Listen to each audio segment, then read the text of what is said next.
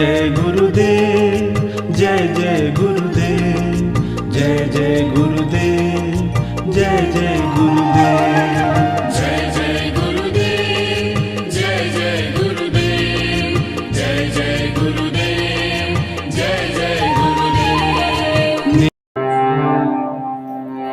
ये साचो संबंध सदा सुखकारी, तन मन धन गुरु परमरि। मिथ्या पद देता महापद पावे, थई शरणे रहे भक्ति के दाई। प्रिय भक्तजनों, ज्ञान संप्रदायના આદ્ય સ્થાપક, અનંત બ્રહ્માંડાધીશ, વિશ્વ નિયંતા, સકર્તા સત કૈવલના પરમ વિશેષાંશ, અનંત અંશોના તારણહાર, પરમ મોક્ષના દાતા, સર્વજ્ઞ દિવ્ય પરમ ગુરુ શ્રીમદ કરુણાસાગર મહારાજના પટ શિષ્ય દ્વિતીય આચાર્ય પૂજપાદ શ્રી નારાયણદાસજી મહારાજ શ્રી સ્વરચિત પ્રાતઃકાલ ઉપાસના અંતર્ગત ગુરુ મહિમાને વિશે પરમ ગુરુનો મહિમા સમજાવતા કહે છે કે સાચો સંબંધ સદા સુખકારી, તન મન ધન ગુરુ પરવારી. આપણને માનવ જીવન મળ્યું છે તો જીવનમાં દરેક ક્ષેત્રની અંદર માર્ગદર્શકની જરૂર હોય છે. ભૂમિયાની જરૂર પડે છે. આપણે કોઈ અજાણા વિસ્તારમાં જઈએ તો આપણે પૂછવું પડે છે. એમ ભક્તિના માર્ગે આપણે ચાલવું હોય તો એ માર્ગથી આપણે બિલકુલ અજાણા છીએ, આપણને કંઈ જ ખબર નથી. મતલબ કે આપણે જે વિધિથી આપણે શરૂઆત કરવાની છે, તો ધીમે ધીમે આપણે આગળ વધીશું તો આપણે સર્જનહાર સુધી પહોંચી જઈશું.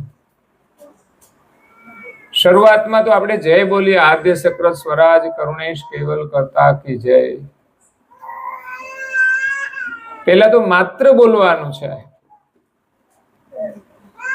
પછી આપણને આવડી જાય એટલે એનું ચિંતન કરવાનું છે, એને સમજવાનું છે કે આપણે શું બોલી રહ્યા છીએ. સમજ્યા પછી એનો આપણે અનુભવ કરવાનો છે. વિશ્વના સર્જનહાર કોણ છે એનું જ્ઞાન મળે તો આટલા મહાન સમર્થ સર્જનહાર છે એનો સંદેશ લઈને દિવ્ય પરમ ગુરુ આવ્યા છે, અને આ સંદેશ મળવા છતાં પણ જો આપણામાં એની ચાહના ન થાય તો પછી આપણે જીવનમાં સુખી થઈ શકતા નથી. સંસારની તુચ્છ ચીજો મળતી હોય તો આપણે દોડાદોડી કરીએ છીએ, અને મહાન સમર્થ સર્જનહાર જેના આગળ આ વસ્તુઓનું તો કંઈ જ મહત્વ નથી, જેના સંકલ્પ માત્રથી દુનિયાભરની સમૃદ્ધિ ઉત્પન્ન થઈ છે, એમાંની માત્ર 1% નહીં, એની પાછળ આપણે દોડી અને આપણું જીવન ખતમ કરી દઈએ છીએ. હા, આપણી જરૂરિયાત હશે કંઈક. શરીર છે તો શરીરની જરૂરિયાત છે, કુટુંબ છે તો કુટુંબની પણ જરૂરિયાત છે, પણ એની કોઈ મર્યાદા છે. અને આ જીવન મળ્યું છે શા માટે, એનું જો આપણે મૂલ્ય કરીએ તો આપણે સર્જનહારનું સ્મરણ કરીશું. અને સર્જનહાર મળી જાય અગર તો આપણે જેટલી ધાર્મિક ક્રિયાઓ કરીએ છીએ એમ એમ આ સંસારની આવશ્યકતાઓ ઓછી થતી જાય છે, આપણું ટેન્શન ઓછું થતું જાય છે. જ્યારે ભક્તિ ભૂલી અને સંસારની પાછળ આપણે દોડીએ છીએ, એમની ચાહના કરીએ છીએ, એમની ઈચ્છાઓ પાછળ દોડીએ છીએ, તો કદાચ કંઈક પૂરી થાય પણ છે, પણ ઈચ્છાઓનો કોઈ અંત જ આવતો નથી. એટલે આપણે દુઃખીના દુઃખી જ રહીએ છીએ.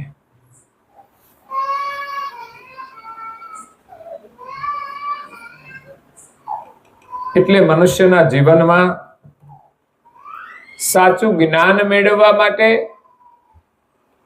અને સાચી સમજ મેળવવા માટે ગુરુની આવશ્યકતા છે. ગુરુ એ છે જેની અંદર મહાનતા હોય, વિશાળતા હોય, જેની અંદર ઉદારતા હોય, જેની અંદર સહનશીલતા હોય, એ ગુરુ છે. તમે જો ઘરની અંદર નાનું બાળક હોય છે તો એ બાળક કેટલું પણ રડે, કેટલું તોફાન કરે, માતા કેટલું સહન કરે છે,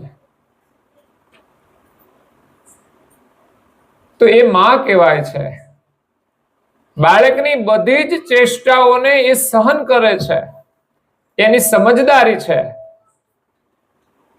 એ તો નાનું બાળક હોય એ તોફાન કરતું હોય તો જરા તમે ગુસ્સામાં કંઈ કહી દો તો ક્યારેક માને, ક્યારેક ના પણ માને, તો એને વધારે શિક્ષા કરાતી નથી. એ સમજણ હોય છે. જેમ એક માને બાળકના ઉછેરની સમજણ છે, એના પ્રત્યે સહાનુભૂતિ છે, એને સુખી કરવાની ચાહના છે, એના માટે માતા પિતા બંને કેટલું બધું યોગદાન આપે છે. પુત્રને મોટા કરવાથી માંડી એને સુખી કરવા માટે. એવું નહીં કે મોટા થાય તો પણ એની ચિંતા છોડી દે છે. લગ્ન થયા પછી પણ મા બાપ એની ચિંતા કરે છે. એટલું નહીં, માતા પિતાના હાથ પગ ચાલે ત્યાં સુધી એ ઘરમાં હેલ્પ કરે છે. ઘણા ઘરમાં તો યુવાન પુત્ર વધુઓ હોય, એના કરતા વધારે કામ સાસુમાં કરતા હોય છે. એવું જોવા મળે તમને. એટલે આ લાગણી છે. તો એ પ્રમાણે આ જગતની અંદર જે ગુરુ છે એ બહુ જ દયાળુ હોય છે. આપણે તો જીવ છીએ બાળક જેવા. બાળકનો સ્વભાવ તો હજુય સારો. એકાદો તમાચો મારે તો કઈ બાળક એને યાદ નથી રાખતો. કદાચ કોઈ બાળકને કોઈ માતા પિતાએ એકાદો તમાચો માર્યો હોય, ટપલી મારી હોય, ચૂપ કરવા માટે કે કઈ તોફાન કરતો હોય, પછી બાળક યાદ નથી રાખતો કે મને તમે માર્યું તો ખબર છે. એ બીજા દિવસે ભૂલી જતો હોય છે. જ્યારે આપણે તો ભૂલવા વાળા નથી. જેમ જેમ માણસ મોટો થાય છે ને, બધું યાદ બહુ રાખે છે. અને યાદ એવું રાખે ને કે જેની જરૂર નથી હોતી. જે કંઈ બની ગયું હોય એ હકીકત હોય, છતાં પણ ભૂલવામાં જ મજા છે. જેને કર્યું છે એનું કર્મ એને મુબારક. પણ બદલો લેવાની વૃત્તિ એ આપણને શાંતિ આપવા નથી દેતી. એનાથી આપણને શાંતિ નથી મળતી. અને બદલો લઈ લઈએ ને તો આપણને એમ થાય કે મેં બદલો લઈ લીધો, પણ હકીકતમાં એનાથી અશાંતિ વધશે. એટલે મનુષ્ય જીવન મળ્યું છે એનું મૂલ્ય સમજવા માટે કોઈ મહાપુરુષો છે એના શરણમાં જવાની જરૂર છે. એમનું જ્ઞાન સાંભળવાની જરૂર છે. અને આપણી પરંપરા અનુસાર આપણે આ બધું સાંભળીએ છીએ, એટલે જાણીએ છીએ, તો એ પ્રમાણે જીવીએ છીએ. આધુનિક પેઢી છે એને જો આ જ્ઞાનથી વંચિત રહેશે તો એને આ શરીરની મહત્તા નહીં સમજાય, તો એ આધુનિક જીવન જીવી અને પોતાનું જીવન પૂર્ણ કરી દેશે. આધુનિક રીતે જે જીવન પદ્ધતિ છે એમાં એ સુખ માનતા હોય છે, પણ હકીકતમાં હોતું નથી.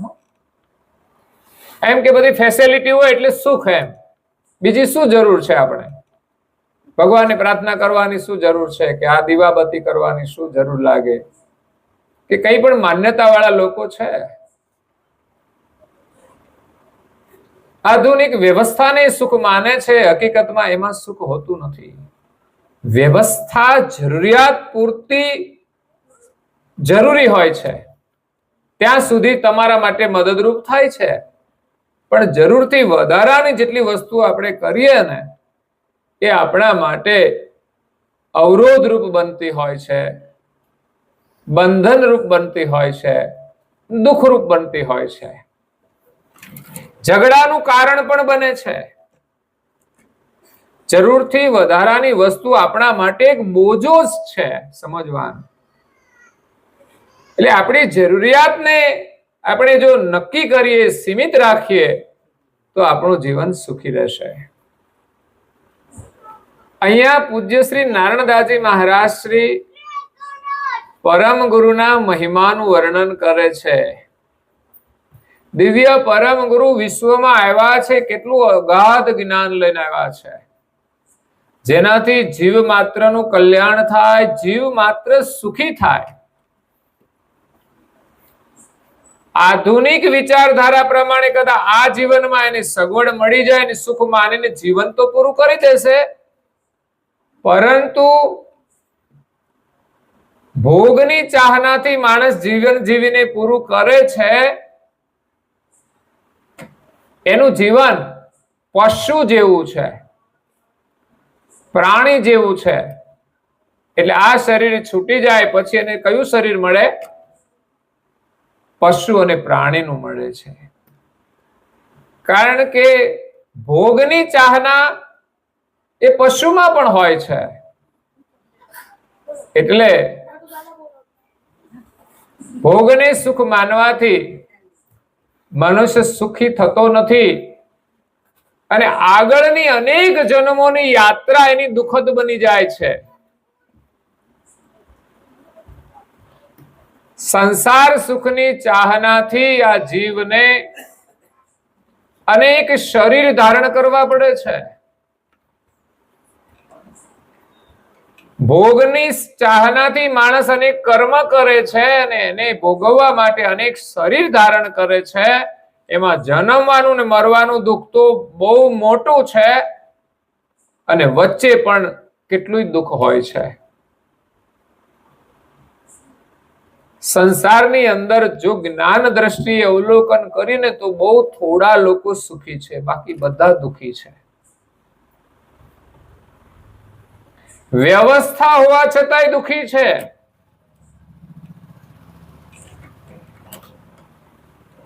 તમને કોઈ માણસ ચિંતા વગરનો જોવા મળશે નહીં. દરેકને પોતાની જવાબદારીની ચિંતા તો હશે જ. કોઈ નિશ્ચિંત નથી. જ્યારે જેને ભગવાનમાં પ્રીતિ થઈ જાય છે, એને ભગવાનમાં ભરોસો હોય છે, અને સત્યના માર્ગે હંમેશા ચાલે છે, એ બિલકુલ નિશ્ચિંત હોય છે. ભગવાનની અંદર ભરોસો હોય અને ભગવાનના નિયમ અનુસાર જીવતા હોય. ભરોસો એટલે એના નિયમ પ્રમાણે જીવવું પડે. મનની ઈચ્છા પ્રમાણે જીવીશું તો એ ભરોસો નથી, એમાં સુખ નહીં મળે. એટલે સંસારની અંદર દિવ્ય પરમ ગુરુ આવ્યા છે, અદ્ભુત જ્ઞાનનો ખજાનો લઈને આવ્યા છે. જેની પાસે જ્ઞાન હોય ને એ ગુરુ કહેવાય, પણ વાતોનું નહીં, પુસ્તકનું નહીં, પણ વ્યવહારનું જ્ઞાન હોવું જોઈએ, આચરણનું જ્ઞાન હોવું જોઈએ. અને કરુણાસાગર મહારાજ શ્રી પાસે તો અનુભવનું જ્ઞાન છે. એ જ્ઞાનનો એમની પાસે અનુભવ છે. આ દુનિયાની કોઈ વસ્તુ એનાથી અજાણ નથી. એમણે જે જ્ઞાન આપ્યું છે એનાથી પણ આપણને આખા વિશ્વનું જ્ઞાન થઈ જાય છે. જે જ્ઞાનની અંદર દુનિયાના તમામ દુઃખોનું શમન થાય છે, તમામ સમસ્યાઓનું સમાધાન છે. કરુણાસાગર બાપજી લખે છે કે કોટિક પ્રશ્ન પૂછે જન કોઈ, તાકા પ્રત્યુત્તર ગ્રંથન में होई. આ દુનિયાના કોઈ પણ પ્રકારના પ્રશ્નો હોય, મતલબ સમસ્યા પણ હોય, દુઃખ પણ હોય, એનું સમાધાન પરમ ગુરુના જ્ઞાનથી મળશે. આખી દુનિયાની સમસ્યા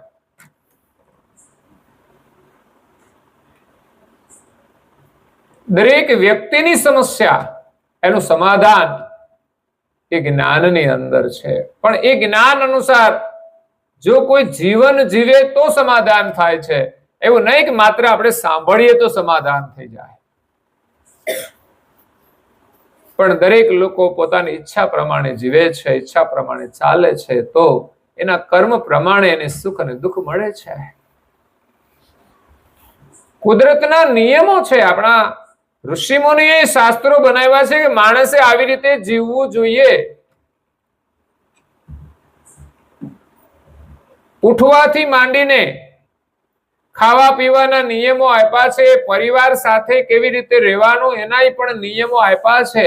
પણ ક્યાં કોઈની પાસે એ જ્ઞાન હોય છે યા તો સમજણ. હા, પરંપરાગત અને સંસ્કાર જે હોય છે એ પ્રમાણે લોકો રહેતા હોય છે તો એટલો લાભ થાય છે.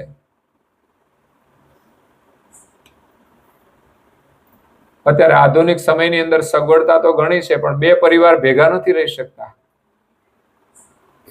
જ્યાં સમજણ હોય છે ત્યાં રહેતા હોય છે. નહીં તો બે ભાઈ હોય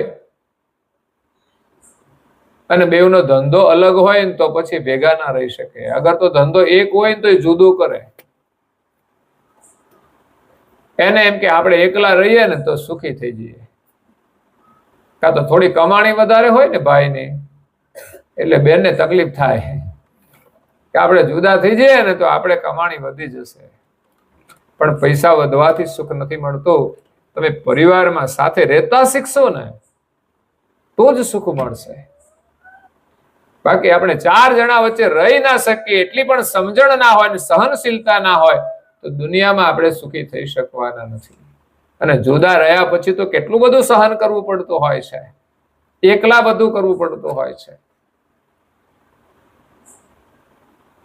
એટલે સમજણ બહુ મહત્વની છે. અહીંયા નારણદાસજી મહારાજ શ્રી કહે સાચો સંબંધ સદા સુખકારી. દુનિયાની અંદર આપણે જો સંબંધ સાચો રાખીશું ને તો આપણને એ સંબંધ સુખ આપશે. પરંતુ ખોટાની સાથે સંબંધ રાખીશું તો એનું પરિણામ સારું નહીં આવે. ઘણા ખોટા લોકોનો સંગ કરીને લોકો વ્યસની થઈ ગયા. પરિણામ શું આવશે ભાઈ? ખોટા લોકોની સાથે સંગ કરવાથી કે બેસવાથી આપણને નુકસાન થાય છે, આપણા જીવનમાં દુઃખ આવે છે.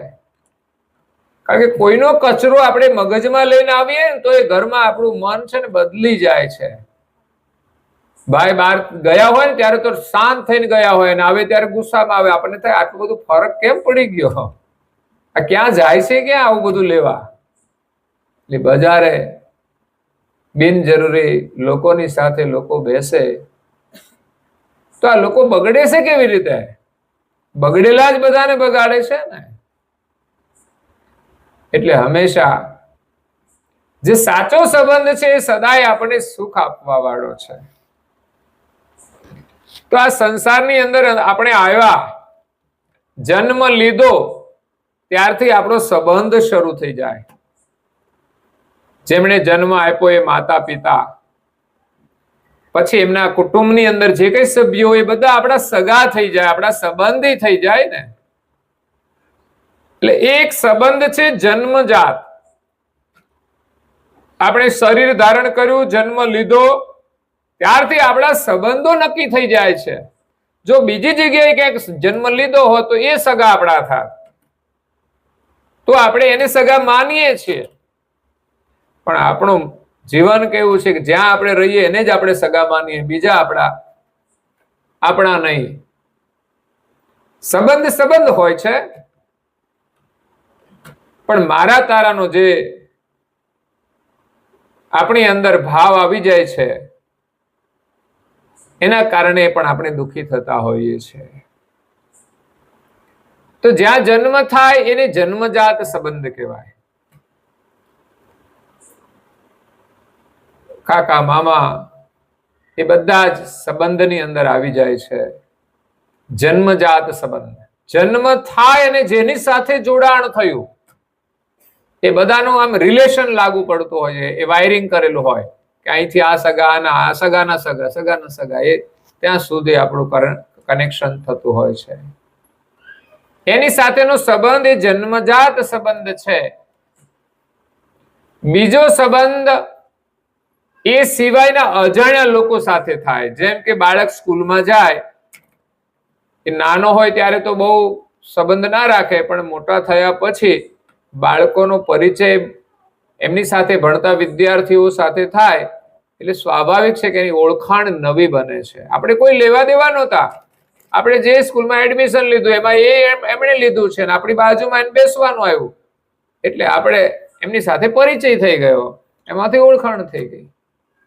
એવી જ રીતે આપણે શહેરમાં રહેતા હોઈએ, આપણે તો આપણી રીતે મકાન રાખ્યું સોસાયટીમાં, પણ આજુબાજુમાં તો કોઈ નવા જ લોકો હોય છે, તો એ સંબંધ નવો ઉભો થાય છે. તો એને કહેવાય સંપાદિત સંબંધ, સંપાદન કર્યું નવું. અને બીજો એક સંપાદિત સંબંધ છે લગ્ન કર્યા પછી જ્યાં પણ એનું જોડાણ થાય, એ તમે જ્યાં કરો એ સંપાદન સંબંધ છે. પછી તો એની સાથે જેટલું લશ્કર હોય સગા સંબંધીઓનું, એ બધા આપણા સગા થઈ જાય. પણ એ પેલા હતા નહીં, જન્મથી નહોતા, પણ જે સંબંધ એક સંપાદન થયો એની સાથે બધા સંબંધો જોડાઈ ગયા. તો આ પણ એક આપણો સંબંધ હોય છે. કોઈ મિત્રો પણ હોય, કોઈની સાથે વ્યવસાય કર્યો હોય, કોઈની સાથે કંઈ પણ પરિચય થયો હોય, એ બીજો સંબંધ છે. અને ત્રીજો સંબંધ છે જે કાયમી છે આપણો. આ શરીર ધારણ કરીએ કે આ શરીર છોડીને બીજું શરીર ધારણ કરીએ, એ કાયમને માટે આપણો જે સંબંધ છે માલિક સાથેનો છે. અહીંયા આપણે કહીએ આ મારા છે, હું એમનો છું, પણ આ શરીર છૂટ્યા પછી બીજું કોઈ શરીર ધારણ કરીને કહેશે મારા છે. બીજી જગ્યાએ જન્મ લીધો તો ત્યાં નવા થઈ જાય છે, આ બધા છૂટી જાય છે, એટલે આપણા પછી રહેતા નથી. પછી કદાચ એની એ જ વ્યક્તિ બીજા કોઈ શરીરમાં આપણને મળે તો સંબંધ આખો બદલાઈ જાય છે. ક્યાંક ભાઈના સ્વરૂપમાં હોય, ક્યાંક બીજા સ્વરૂપમાં આવી જાય. એટલે આ સંબંધો માત્ર આ જીવન પૂરતા છે, આ જન્મ પૂરતા, અને એ સંભાળીને રાખે તો, નહીં તો વચ્ચે કટ થાય છે ને. અત્યારે તો સંપાદિત સંબંધો થોડા દિવસમાં 6 મહિનામાં કેન્સલ કરી નાખે છે. નવા સંબંધો સંપાદન કરે ત્યાંથી નિયમો જેવા ઊંધા કર્યા છે ને કે 6 મહિના જોડે ફરે ને પછી કે મારે નથી રાખવું. આ કેવો સંબંધ કહેવાય? અને લગ્ન પછી આવનારી સમસ્યાઓ છે બધી. અને પરિવારમાં જે કુટુંબના સભ્યો છે એમાંય સમસ્યાઓ આવતી હોય છે. કોઈ કોઈને બોલવાના વ્યવહાર પણ નથી હોતા, જ્યારે કોઈ બધા અલગ રહેવા છતાંય સાથે મળીને પણ રહેતા હોય છે. તો આ સંબંધો આ જીવન પૂરતા છે, અને ન ચાલે તો આ જીવન પૂરતાય નથી ચાલતા. તો સાચો સંબંધ કયો આપણો? હા, પરિવાર છે આપણો, એને આપણે સાચો માનીએ છીએ. શાસ્ત્ર અનુસાર જીવન જીવીએ તો આ જીવન સુધી એ સત્ય છે, પરંતુ હંમેશના માટે સત્ય નથી. આપણે આ શરીરમાં રહીએ છીએ, શરીર સાથેનો પણ આપણો એક સંબંધ છે જોડાયેલો. શરીરમાં રહીએ છીએ તો એની સાથે આપણો સંબંધ છે. તો શરીર જેવું છે ને એ પ્રકારે એની સાથે સંબંધ રાખવો જોઈએ, એનાથી વધારે એમાં પ્રેમ રાખવો જોઈએ. સંબંધ રાખવો એટલે પ્રેમની વાત છે. સગા સંબંધી પ્રત્યે કેટલો પ્રેમ રાખો, તમારા જેટલા નજીક હોય એટલું જ રાખો ને, દૂર ના હોય તો એને નજીક જેટલો રાખતા નથી. એમ આ શરીર મળ્યું છે એના સાથેનો આપણો સંબંધ કેવો છે? આ તો ક્ષણભંગુર શરીર છે. આને બહુ મોજ શોખ આપો તો એ કેવું થઈ જાય? આળસુ થઈ જાય, બીમાર થઈ જાય. એટલે આ શરીરે પણ થોડું કસવું જોઈએ. હા, એના સ્વાસ્થ્યનું ચોક્કસ ધ્યાન રાખીએ, પણ એ લોકો રાખતા જ નથી બિલકુલ. એ બગડી જાય એની ચિંતા જ નથી કરતા, ગમે તે કચરો અંદર નાખ્યા જ કરે છે, જાણે કચરા પેટીનો ડબ્બો હોય. એક બાજુ આપણે મહેનત કરીને સુખી થવા પ્રયાસ કરીએ છીએ, બીજી બાજુ જ્યારે જોઈએ ને ત્યારે જીવન જીવવાની સમજણ નથી હોતી, ત્યારે આપણને હસવું આવે કે આ માણસ કેવી રીતે સુખી થાય. સુખી થવાના પ્રયાસો કરે છે, પણ એનું આચરણ બીજી બાજુ જોતો નથી કે આચરણથી હું દુઃખી થઈશ. ઘરમાં ખાલી ખાવાની જ વાત નથી, એકબીજા સાથે વાતચીત કરવાની હોય, બોલવાનું હોય, એમાં પણ બહુ ખ્યાલ રાખવો પડે. એક બાજુ તમે બંગલો બનાવ્યો છે સુખી થવા માટે, ગાડીઓ લાવ્યા છો, અને ઘરમાં બોલવાની તો કઈ ખબર નથી ને ગમે તેમ બગાડી નાખો છો. પછી કઈ જોડે ગાડી ફરવાના? પછી તો બહુ સમસ્યા હોય છે. એટલે શરીર સાથેનો જે સંબંધ છે એમાં પણ આપણે શરીરને વધારે પ્રેમ કરીએ છીએ. એવું નથી લાગતું વર્તમાન સમયમાં જે કઈ સુખની વ્યવસ્થા બધી શરીર માટેની જ કરીએ છીએ. આ શરીરમાં રહેનારા આપણે પોતે છે, એની કોઈ ચિંતા કરતા જ નથી કે આ થોડા દિવસ સુખ મળશે ને તો એ દુઃખી થવાનો છે ને તો એ સગવડમાં દુઃખી થવાનો. હે, સગવડ હશે તો માણસ દુઃખી નહીં થાય? ભોગ પ્રધાન બને છે એમ એનો સ્વભાવ ને જીવન આખું બદલાઈ જાય છે, એનો અહંકાર વધતો જાય છે, એટલે ઘરમાં ઘરમાં બગાડી દે છે, એટલે દુઃખી થાય છે. એટલે આ શરીર સાથેનો જે સંબંધ છે આપણો, એના માટે આપણે સુખી થવા ભોગના સાધનો વધારીએ છીએ, પણ છતાંય માણસ સુખી નથી થતો. કારણ કે સુખ મળવાનું છે કોને? શરીરને નથી મળતું. સુખ તો આત્માને મળવાનું છે, તો એને આપણે સુખ આપવાનું છે. પણ આત્માના સુખનું આપણે ચિંતન જ નથી કરતા કે આ કર્મ કરવાથી આત્મા દુઃખી થશે તો આ કર્મ નહીં કરવું જોઈએ, એવું નથી વિચારતા. એટલે આ શરીરમાં આપણું જે સ્વરૂપ છે એનો શરીર સાથેનો સંબંધ પણ થોડા સમય પૂરતો છે, ક્યારે છૂટી જશે એની કોઈ ખબર નથી. બધું અહીંનું અહીં રહી જશે. આ શરીરની અંદર રહીને ન આપણને શરીર સુખ આપશે, ન સગા ન સંબંધી. વ્યવસ્થા છે, પણ સુખ તો એનાથી કોઈ અલગ વસ્તુ છે કે જે આપણને શરીરમાં પણ સુખ મળે, પરિવાર પણ સુખ આપે અને સમાજ પણ સુખ આપે. એવી જો આપણામાં સમજણ આવી જાય તો આપણે સુખી થઈશું. બાકી આ શરીરમાં સુખ નથી. જરૂરથી વધારે પ્રેમ આપ્યો તો એ શરીરે આપણે દગો આપી દેશે. સંબંધોમાં સુખ નથી, કારણ કે જોઈએ છે નવા નવા જોડાયા હોય ત્યારે તો કેટલો બધો પ્રગાઢ સંબંધ હોય, પણ 6 મહિના, વર્ષ પછી, 5 વર્ષ પછી એકાબીજાના દુશ્મન કેમ બની જાય છે? એને જીવતા જ ના આવડ્યું. સંબંધ તો સાચું જ હતો ને, વેવાય કર્યા તો એવી રીતે રહેવું જોઈએ ને, નિભાવવું જોઈએ. પણ લોકો સમજતા નથી એટલે દુઃખી થાય છે. એટલે એ ઉપરથી નક્કી થાય છે કે સંબંધોમાં સુખ નથી. આ તો હરખું હાલે ત્યાં સુધી સારું, બાકી તો કઈ સુખ મળવાનું નથી. એટલે દરેકની મર્યાદામાં રહેવું જોઈએ કે આમાં સુખ નથી. હા, વ્યવહાર સાચો, આપણે રાખીએ વ્યવહાર, પણ સુખની ચાહનાથી કરીશું તો સુખનું જે કાર્ય છે આપણે ભૂલી જઈએ છીએ. સંસારમાં સંબંધોની અંદર સુખ શોધીએ છીએ, આ શરીરમાં સુખ શોધીએ છીએ તો મળતું નથી, અને એની પાછળ દોડીએ છીએ ને તો સુખ જે મેળવવાનું સાધન છે ને એ જ આપણે ભૂલી જઈએ છીએ. લોકો તો લગ્નમાં ભેગા થાય ને વાતોનો એટલો બધો પટારો ભરીને આવે ને તો ખૂટે જ નહીં. બોલો, બૂટ પહેરીને બધે ફરતા હોય, જાણે કે સ્વર્ગમાં રહેતા હોય એવું તો વાતાવરણ બધું ખરી ઊભું કરી દે. મંડપ એવા બાંધ્યા હોય ને આમ એમ લાગે કે આપણે સ્વર્ગમાં આવી ગયા છે. ખરેખર લગ્ન પ્રસંગ હોય ત્યારે પણ ધાર્મિકતાને મહત્વ આપવું જોઈએ. આ તો દેખાદેખી બધું કરતા હોય. પાછા અત્યારના પ્રસંગો પણ જરૂરિયાત પ્રમાણે કરો, તમારી પરિસ્થિતિ પ્રમાણે પણ કરો. સમાજમાં જે વ્યવસ્થા હોય, તમારી પરિસ્થિતિ કેવી છે એ પ્રમાણે તમારે ચાલવું જોઈએ. સમાજને પણ સ્વીકારવું જોઈએ, કોઈને તકલીફ જ ના પડવી જોઈએ. એના દબાણમાં આવીને માણસ પ્રસંગો કરે ને પછી પરેશાન થાય, શા માટે કરવું જોઈએ? આપણી સંસ્કૃતિ બહુ સહજ છે. એવું નહીં કે પેલો ભાઈ કરે એવું જ આપણે કરવું જોઈએ, એવું કોઈ સમાજનું બંધારણ નથી. જેની જે પરિસ્થિતિ હોય એ પ્રમાણે કરવું જોઈએ.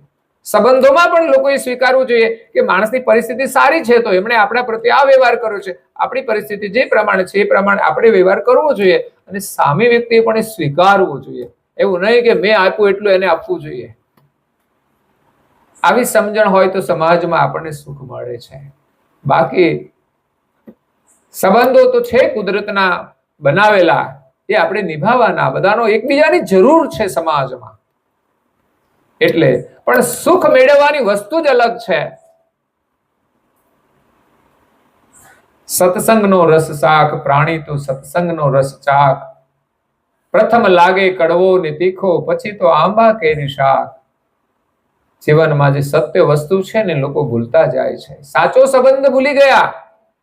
આ જીવનો સંબંધ સાચો તો પરમેશ્વર સાથે છે. આ શરીર તો આપણને શું સુખ આપશે? એ તો ઠીક છે, આપણું કોઈ સુકૃત હશે એટલે આ શરીર સરખું ચાલે ને ત્યાં સુધી હજુ સારું. પણ ઘણીવાર યુવાનીની અંદર પણ લોકોના શરીર બગડી જતા હોય છે, ત્યારે એના માટે વ્યવસ્થાનું બધું જ સુખ ખારું થઈ જાય છે. એટલે જોવાનું કે શરીર તો આવું જ છે, ક્યારે આપણું શરીર કેવું થઈ જાય કઈ કહેવાય નહીં. એટલે એમાં બહુ ભરોસો રાખીને જીવવું નહીં. સુખની એવી કઈક વ્યવસ્થા કરી લો કે શરીરની પરિસ્થિતિ બદલાય, કે પરિવારના સંબંધોની પરિસ્થિતિ બદલાય, કર્મ સંજોગે બદલાઈ શકે છે. રામને પણ વનમાં ના જવું પડ્યું કર્મ સંજોગે, પણ એમને જરાય દુઃખ ના થયું. નહીં તો અત્યારે ઘરમાં કંઈક મળતું ના હોય તોય કકળાટ કરતા હોય લોકો, આજુબાજુમાં બધે કકળાટ કરતા હોય કે અમારા ઘરમાં આમ છે તેમ છે. જ્યારે રામને વનવાસ આપ્યો છે છતાં પણ રામે કોઈ ફરિયાદ નથી કરી, એના માતા ઉપર કોઈ આક્ષેપ નથી કર્યો. અત્યારે તો લોકો વાતો જ કરતા હોય, એ છે ને બીજા ઘરની છે ને એનો હગાર લોહીના છોકરા ના હોય ને એને હાચવી જ નહીં કે છે. આપણે ક્યાં ચર્ચા કરવાની જરૂર હોય છે? ઘણી વાર એમ કે દીકરી છે ને પુત્ર વધુ છે ને કોઈ દીકરી ના થાય, અને સાસુ છે ને કદી માં ના બને. એવી ચર્ચાઓ બધી કરતા હોય છે. શા માટે? તમે થઈને કરી બતાવો ને. તમે ના પાડો છો, કેમ ના થાય? તમારે એમ કેવું જોઈએ કે સાસુએ માનું સ્થાન લેવું જોઈએ અને પુત્ર વધુએ દીકરીનું સ્થાન લેવું જોઈએ, અને એ કરી બતાવવું એનું નામ જીવન છે. પરિવારો સંસ્કારી છે એમાં સારું છે, હજુ તાલમેલ છે, સાથે રહેશે ને પ્રેમથી રહેતા હોય છે, તાલમેલ છે. પરંતુ જ્યાં સમજણ નથી ને, આધુનિક જીવન છે, આધુનિક વિચારો, જેને પાશ્ચાત વિચારો પણ કહી શકાય. આધુનિક એટલે પાશ્ચાત વિચારો. વર્તમાન સમય જે છે એ તો બદલાયો છે, એટલે જે કઈ સગવડો પેલા નહોતી ને આજે થઈ છે તો કઈ છોડી ના દેવાય. જરૂરિયાત છે, બધી સમયની જરૂરિયાત છે. પણ પાશ્ચાત વિચારો જે મા બાપને અલગ કરતા હોય, તો મા બાપને જે સાથે રાખી ના શકે ને, એની સહનશીલતા ના હોય ને, એ ક્યારેક પતિ પત્ની સાથે નથી રહી શકતા. હો, સમજણના અભાવે.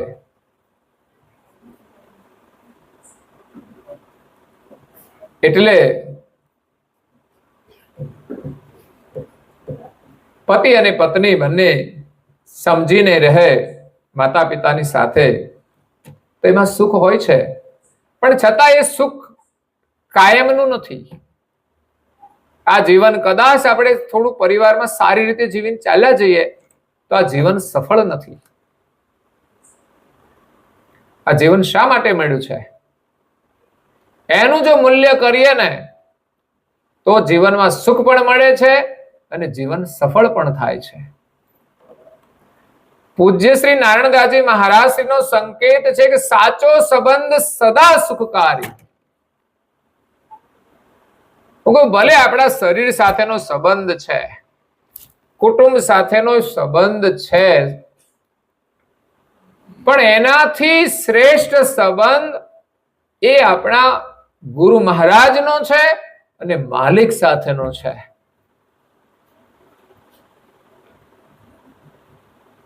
અને એ નિભાવે છે. સંસારમાં તો લોકોનો સંબંધ રાખીએ છીએ પણ નથી સરખું આવતું તો છૂટી પણ જાય છે, પણ માલિક ક્યારેય આપણો સંબંધ છોડતા નથી. આ જન્મ હોય કે બીજો જન્મ હોય, એમણે આપણા માટે સુખની વ્યવસ્થાઓ કરેલી છે. યાદ રાખજો, મનુષ્ય શરીર મળ્યું છે તો આપણે કઈ આપણી ઈચ્છાથી સુખી નથી થઈ શકતા.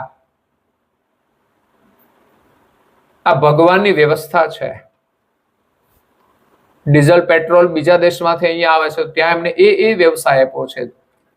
જે ભૌગોલિક પરિસ્થિતિ જુદી જુદી છે એટલે ત્યાંની વસ્તુ અહીં આવે છે, અહીંની વસ્તુ ત્યાં જાય છે, આદાન પ્રદાન કરીને ચાલે છે. કોઈ એકલો માણસ જીવી શકતો નથી, કોઈ એકલો દેશ જીવી શકતો નથી. એ વ્યવસ્થા માલિકની છે. નહીં તો હમણાં થોડું યુદ્ધ લાંબુ ચાલે તો આપણે ઉપાધિ થઈ જાય, આપણો બંગલો બધું ગમે તે હોય ને, મુશ્કેલી તો આવવાની છે. અને એકાદો બોમ્બ ફાટી જાય તો આપણું બધું ક્યાંય હવામાં ચૂર ચૂર થઈ જાય ને.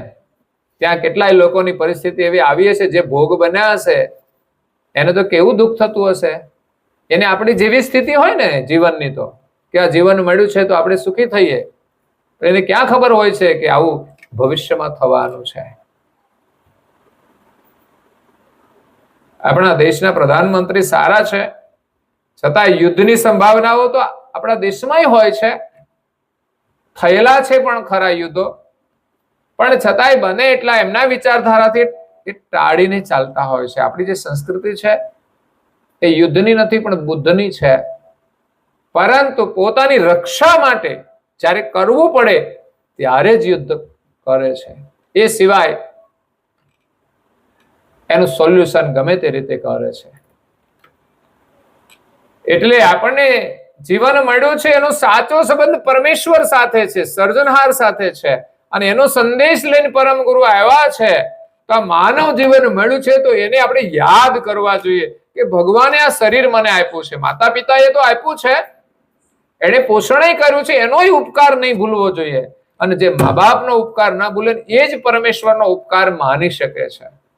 અહીંયા દેખાય છે કે જે માતા પિતા મોટા કરે છે, એને પોષણ આપે છે, એને ભણાવે છે, એને લાયક બનાવે છે, અને એ પંખીડું પછી ઉડી જાય એની ઈચ્છા પ્રમાણે. અગર તો છોકરાઓ મોટા થઈને પછી નવું પાત્ર આવે ને એની સાથે પછી તાલમેલ ના બેસે એટલે પછી એને અલગ કરે, એ યોગ્ય નથી. 2-3 છોકરા હતા ત્યાં તો એનો સમાવેશ ગમે ત્યાં થઈ જતો હતો, પણ એક જ છોકરો હોય ને પછી ઘરમાં મુશ્કેલી ઊભી કરે કે આ મમ્મી નહીં ચાલે, આ તકલીફ છે, તો પેલાને તો સુડી વચ્ચે સોપારી જેવી પરિસ્થિતિ થઈ જાય. પણ સમજણ રાખવી જોઈએ. આધુનિક લોકો આવે એને પણ સમજણથી જીવવું જોઈએ. હા, કદાચ કોઈ માતા પિતાનો જૂનો સ્વભાવ હોય, જૂના વિચાર હોય, અને જૂના લોકોએ પણ નવા લોકોને બહુ અવરોધ નહીં કરવો જોઈએ. બંને તરફથી થોડું સમજીને રહેવું પડે છે કે હવે ભાઈ એનું જીવન છે, એની રીતે થોડું મર્યાદા બહાર જતું હોય ને એને દુઃખ થતું હોય તો નવી પેઢીએ પણ સમજવું જોઈએ કે આપણા હિત માટે કહેતા હશે. વડીલો હંમેશા જે કંઈ વાત કરે એનો માત્ર વિરોધ જ નહીં આપણી ઈચ્છાથી, પરંતુ એનું અવલોકન કરવું જોઈએ અને એમાંથી તમારી જરૂરી સ્વતંત્રતા તમારે ચોક્કસ રાખવી જોઈએ. એટલે સાચો સંબંધ આપણો સર્જનહાર સાથે છે, જે આપણને જીવન આપે છે. જીવન ના હોય તો આપણું મહત્વ શું? કોઈ સંબંધનું, કોઈ સાથેનો સંબંધ રહી શકતો નથી. ન શરીર સાથે આપણો સંબંધ રહે, ગમે તેટલું સારું શરીર હોય, આપણને બહુ ગમે છે, પણ શ્વાસ આવતો બંધ થઈ જશે તો આ શરીરની કોઈ વેલ્યુ નથી. ઘરમાં કોઈ એને રાખશે નહીં. આ ચૈતન અંદર હોય છે અને પરમેશ્વર જીવન આપે છે તોય આપણને ગમે છે, પરંતુ પરમાત્મા જો જીવન લઈ લે પછી આપણું કોઈ મહત્વ રહેતું નથી. એટલે સર્વોપરી સર્જનહાર છે કે જે આ જગતને ચલાવે છે. આપણી શું હેસિયત છે? આપણે ઘરને ન ચલાવી શકીએ હરખી રીતે, એ આખા વિશ્વનું સંચાલન કરે છે. ભલે કંઈ પણ થાય છે સારું મોડું, પણ એના નિયંત્રણની બહાર કશું નથી. કોઈ દાદાગીરી કરીને કાયમ રહ્યો નથી, એને સમાપ્ત કરી જ દીધો છે. કોઈનું અધર્મ કાયમ ચાલતો નથી.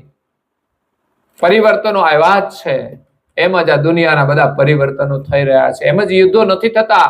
કોઈ તો કર્મ કામ કરે છે, કોઈનો અહંકાર કામ કરે છે, અને જેનો જેનો અહંકાર હશે એ સમાપ્ત થઈને જ રહેશે. કે દુનિયામાં આવ્યા છીએ અને આવું જીવન મળ્યું છે તો કંઈક સારું કરીને જવાનું છે. આપણા પ્રધાનમંત્રીનો એ સંદેશ છે અને કંઈક સારું કરીને જશે વિશ્વમાં, કે આખા વિશ્વને સંદેશ આપીને જશે કે વિશ્વએ સાથે કેવી રીતે રહેવું જોઈએ, એક દેશના પ્રધાનમંત્રીએ કેવી રીતે દેશ ચલાવવો જોઈએ એ તો સંદેશ આપશે જ. જેમ ગાંધી બાપુએ આઝાદીનો સંદેશ આપ્યો, દેશના સંચાલનનો સંદેશ નથી આપ્યો. એને સંચાલન ના કર્યું. સંચાલન કરવાનું કામ અઘરું હોય છે પાછું, પણ એને આઝાદી મેળવી કારણ કે સત્યાગ્રહી હતા. એમ દેશના જે પ્રધાનમંત્રી છે એ સમાજ માટે અને વિશ્વ માટે પ્રેરણારૂપ છે. એક સંસારની દ્રષ્ટિએ એમની પાસે આધ્યાત્મિક વિચારો છે, ધાર્મિક વિચારો છે, સંસ્કૃતિના વિચારો છે. એ એની મહત્તા છે. દેશ તો આખી દુનિયામાં કોઈ પણ આવશે ચાલવાનો જ છે. જેને લોકો છૂટશે અને જે આવશે સત્તા ઉપર એ દેશ ચલાવી શકવાના છે, પરંતુ દરેકને દેશ ચલાવવાનો કાર્ય જુદું જુદું હોય છે. તો અહીંયા નારણદાસજી મહારાજ શ્રી કહે છે પરમાત્મા સાથેનો આપણો સંબંધ સાચો છે. એનું ખાલી તમે નામ લઈ લ્યો ને તોય તમે સુખી રહેશો.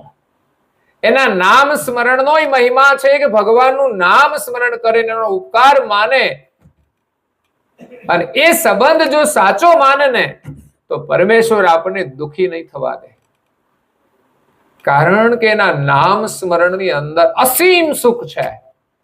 ભગવાનને માનવા એ કોઈ સામાન્ય વાત નથી. એમનું સ્મરણ કરવું કઈ સહેલી વાત નથી. કરો તો ખરા, વાતો થાય બધી.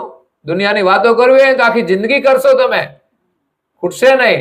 પણ ભગવાનનું સ્મરણ કરી તો જુઓ, ના થાય. અને એમાં જેને વિશ્વાસ આવી જાય કેવી રીતે દુખી રહે? એની જવાબદારી તો ઉપરવાળો સંભાળી લે છે, અને એનું જીવન પણ એને આધીન હોય છે. એની કોઈ પણ ઈચ્છા સ્વતંત્ર નથી હોતી. અને આપણે મનની ઈચ્છા પ્રમાણે કરવા જઈએ છીએ ને એટલે ખાડામાં પડીએ છીએ. દુઃખના કારણો શું છે? અભ્યાસ કરજો ઘરની અંદર. મનસ્વી ઈચ્છાઓ, બધાને સાથે મળીને કેવી રીતે રહેવું છે. દરેકની અંદર જો ત્યાગ ભાવના આવે ને, પરિવાર કોને કહેવાય? કે દરેકની અંદર, પરિવારની અંદર જે કોઈ હોય એના માટે જીવવું, બસ મારા માટે કઈ નહીં. ઘરમાં 5 સભ્ય હોય ને તો એક સભ્ય છે ને બીજા 4 માટે જીવે ને એને સુખ મળે, અને બીજા 4 પણ એ જ વિચારના બની જાય કે મારે મારા માટે નથી જીવવું, મારે બીજા 4 માટે જીવવું છે. એના જીવનમાં કાયમ સુખ જ રહેશે. પણ લોકો છે ને બધા એકબીજા પાસેથી સુખની ચાહના રાખે છે. આ મને સુખ આપે, આ મને મદદ કરે. એટલી સમસ્યાઓ ઊભી થાય છે. ઈચ્છા પ્રમાણે ના પણ થાય. તો અહીંયા સાચો સંબંધ સદા સુખકારી. પરમ ગુરુ સાથેનો આપણો સંબંધ શાશ્વત છે. એક જન્મજાત સંબંધ જન્મ પૂરો થયો, જીવન પૂરું થયું એટલે સમાપ્ત થઈ જશે. સંપાદિત સંબંધ પણ તૂટી જતા હોય છે. હું કહું જન્મજાત સંબંધ તો હજુ રહે. જેને જન્મ આપ્યો છે, જે સગા છે, એ કઈ પણ સમસ્યાઓ આવે પણ છતાંય કાયમ રહે છે જીવન સુધી. જ્યારે સંપાદિત સંબંધ હોય ને એ જલ્દી તૂટે. જેમ આજે તૂટે છે ને, જોડાણ કર્યું ને 6 મહિના 4 મહિના વર્ષ પછી તોડી નાખે. મિત્રો હોય એના સંબંધો જ છૂટી જાય. પણ સંબંધો જે જન્મજાત હોય ને એ એટલા જલ્દી નથી છૂટતા. એકની સાથે છૂટે પણ બીજાના નથી છૂટતા. એટલે બીજાને લઈને પણ આપણે સંબંધ સાચવવો પડતો હોય છે. ઘણી વાર કેવું બે ભાઈને મન મેળના હોય, પણ એમના જે છોકરા હોય ને એને કોઈ તકલીફ ના હોય એકાબીજાને. બોલો એના છોકરાઓને બે ભાઈને મનમેળ નથી કઈ કારણથી, પછી મિલકતનો ઝઘડો હોય, કઈ પણ વ્યવહારને લઈને, પણ એમના જે છોકરા હોય ને એ બેવને કોઈ તકલીફ ના હોય, પણ આ બે મોટાને લઈને એને તકલીફ પડે. એકાબીજાને ઘરે ના જવાય. આ સમસ્યાઓ છે. એટલે આ બધો કચરો છે ને કાઢવો જોઈએ. સંસારના સંબંધોમાં આવી બધી સમસ્યાઓ છે, એમાં સુખ નથી.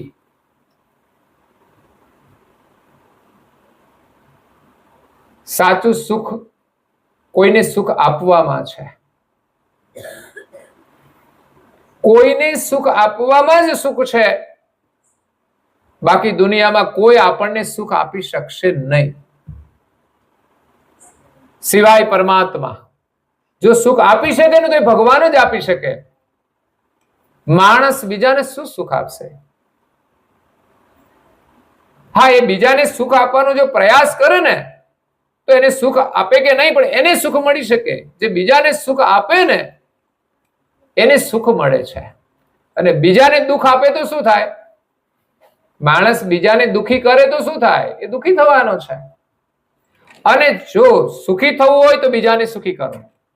અને તમારા જીવનમાં છતાંય દુઃખ આવે તો એને દૂર કરવું હોય તો બીજાના દુઃખને દૂર કરો, તમારું દુઃખ દૂર થશે.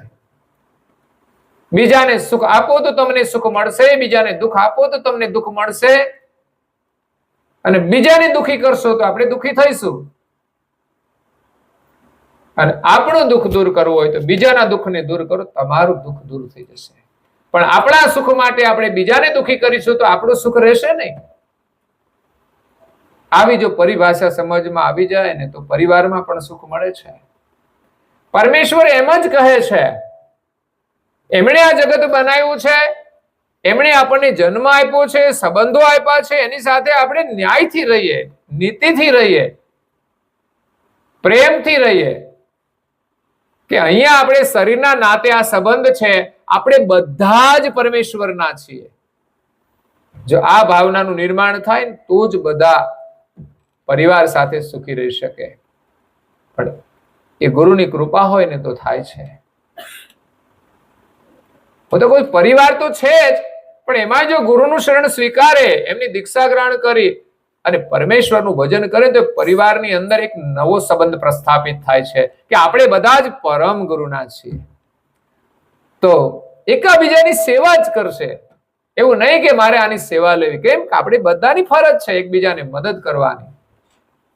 અને બધાનો એક વિચાર બની જાય કે આપણે પરમેશ્વરના છીએ. ત્યાં પોતાના સંબંધનું અહમ નહીં રહે. સંસારમાં લડાઈઓ અધિકારની છે, ફરજની જવાબદારી કોઈ લેતા નથી. મારી ફરજ શું છે? દરેક પોતાની ફરજ નિભાવે તો સમસ્યા તો ક્યાંય છે જ નહીં. ભગવાને રાખી જ નથી ક્યાંય પરિવારમાં, સમાજમાં. પણ દરેક લોકો ફરજ ચૂકીને પોતાના અધિકાર માટે લડે છે, એમાં એ દુઃખી થાય છે. સાચો સંબંધ સદા સુખકારી. સર્જનહાર સાથેનો સંબંધ આપણે ભૂલી ગયા છે. એક વાત તો એ છે કે આપણા માલિક કોણ છે આપણને ખબર જ નથી. જેમ એક બાળક મા બાપથી વિખૂટું પડી જાય અને અનાથ બની જાય, નિરાધાર બની જાય, એમાં સંસારમાં આપણે માલિકથી છૂટા પડીને નિરાધાર થઈ ગયા છીએ. પછી સંસારમાં જ્યાં જ્યાં સંબંધ જોડીએ ને એ કાયમી નથી હોતા, એ ગમે ત્યારે બગડી શકે છે, આપણું જેવું પ્રારબ્ધ અને કર્મ. એટલે કર્મ સારા કરીએ તો સુખ મળે છે, બાકી સંબંધો તો છે ને કર્મ આધીન, જેનું ઋણાનું સંબંધ હોય ને એ પ્રમાણે જીવન મળે છે. કોઈને હરખું આવે છે, કોઈને નથી આવતું, ખાટું મીઠું જીવનમાં આવ્યા જ કરે છે સંબંધોમાં, કારણ કે દરેકના સ્વભાવ જુદા જુદા છે. છતાં લોકો કેમ સાથે રહે છે કે પછી કોઈક ને કોઈક તો સહન કરતું જ હોય છે. ઘરમાં એક વ્યક્તિનો સ્વભાવ બરાબર ના હોય ને તો બીજી વ્યક્તિ એક સહન કરવા વાળી હોય છે, એટલે ગાડી ચાલતી હોય છે. પણ ખરેખર ઘરમાં અવલોકન કરવું જોઈએ કે મારા કારણે સામેની વ્યક્તિ દુઃખી તો નથી ને. એ સહન કરતી હોય તો એના ખ્યાલમાં આવવું જોઈએ. બાકી એવું નહીં કે બસ આપણે કહીએ એમ થાય એમાં જ આપણને ઘરમાં આનંદ આવે. એ માણસ સુખી નથી હોતો, વાસ્તવમાં એટલો દુઃખી હોય છે. તો સાચો સંબંધ સદા સુખકારી. નારણદાસજી મહારાજ શ્રી આપણને પરમ ગુરુ સાથેનો સાચો સંબંધ જ સુખ આપવા વાળો છે એમ કહે છે. ગુરુ સાથે એકવાર સંબંધ જોડો ને એની આજ્ઞા પ્રમાણે સંસારમાં રહો. પરમ ગુરુ એમ નથી કહ્યું કે તમે આ સંસારના સંબંધો છોડી દો. એ સંબંધ પણ એની રીતે સત્ય છે, પણ એમાં તમે સુખ નહીં પામી શકો. સાચો સંબંધ પરમ ગુરુ સાથેનો છે, ગુરુ સાથેનો છે, એ જ સદાય સુખ આપવા વાળો છે. કારણ કે એની સાથેનો સંબંધ તો પરમાર્થનો સંબંધ છે. ત્યાં કોઈ સ્વાર્થ આવતો જ નથી. ત્યાં આપણી જરૂરિયાત પણ સીમિત થઈ જાય છે. બસ જરૂર હોય એટલી જ આપણી ચાહના રહે. બાકી તો આપણને ભગવાન આપે ને કઈ જરૂરથી વધારે તો એમ થાય કે ચાલો કોઈને આપણે મદદ કરી દઈએ. અને મદદ કરો તો એને સુખ મળે છે, એનું સુખ તમને મળે છે. અને મદદ કરી દેવાથી આપણું એક પુણ્ય બની જાય છે, બેલેન્સ બની જાય છે, અને એ જ આપણને સદાય સુખ આપે છે. પૈસાનું બેલેન્સ બેંકમાં ગમે તેટલું હોય, કદાચ જરૂર પડે પૈસા કામ લાગે છે, પણ એ સુખ તો નથી જ આપી શકતા. ઘરમાં ઝઘડો થાય તો પૈસાનું બેલેન્સ પડ્યું હોય તો કઈ સમાધાન થઈ જાય? કદાચ બેંકમાંથી ધીમે ધીમે ધીમે કોર્ટ તરફ જતા રહે, ખાલી થઈ જાય, સમાધાન તો ના જ થાય. અત્યારે બે સંબંધો જોડાયા હોય ને પછી કાં તો લગ્ન થયા હોય ને પછી છૂટા થવાના હોય ને એટલે હવે ડિમાન્ડ આવી છે 50 લાખ. બોલો, હવે આ તિજોરી ખાલી કરવાની સંબંધો જોડીને.